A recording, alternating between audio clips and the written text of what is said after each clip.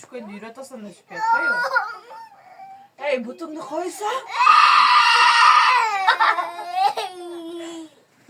Babaysın. Kılsan götürtme ben seni. Kulaysın Emir kulağı. Koy buton koyar. Koyar. Emir, Emir. Nar жаққа телевизор қарап отырıyor балам. Жақсы жол болды. Кішкене бейбаш қылбай, тынчырақ отырып тұра алды. Butonunu taka koysak ey.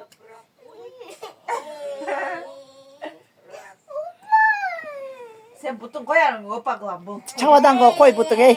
Эмир, бұтың çamadanға қой. Korkup canı yaparsın. Sen buton koysan. Sen buton koysan anne sen götüremem. Anda çok anda oturuyorum. Opa kızlar götüremem seni. Buton koysan buton koysan. Өзің түш, мен құқты отпаймын, құқты отам.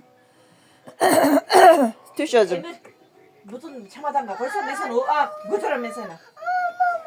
Mamam götürmezsem. Mama okudu.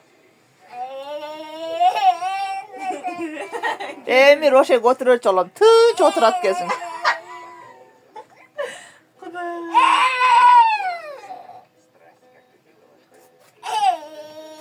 İyi öyle cümle.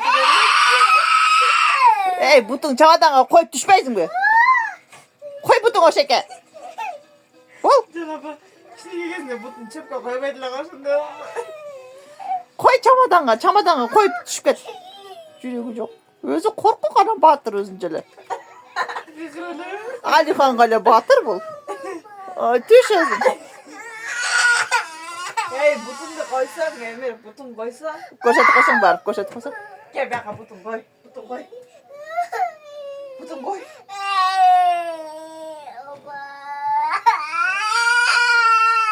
Sen de iki butun taka koy götürün.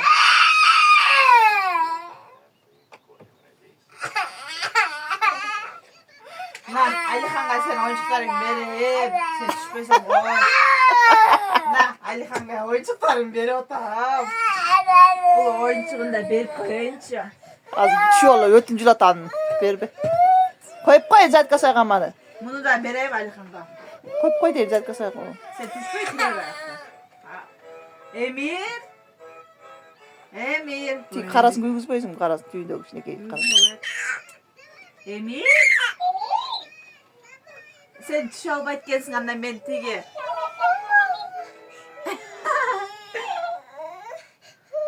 Ben anda Alihan'a getireyim ha Emir. Sen iki butun koybayt gelsin çamadanға. Sen iki butun koysan ben seni götür olamam. Ana. Ben Emir'e ver atam bana. Koy Emir'e gitti bu. Davay.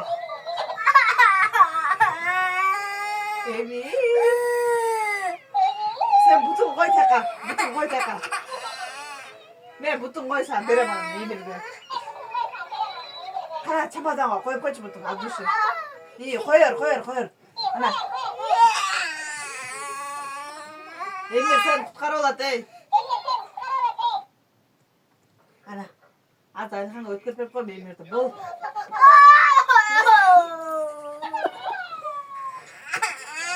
Çürüp koy. Tur çürüp koy. Бұтың қой çamadanға.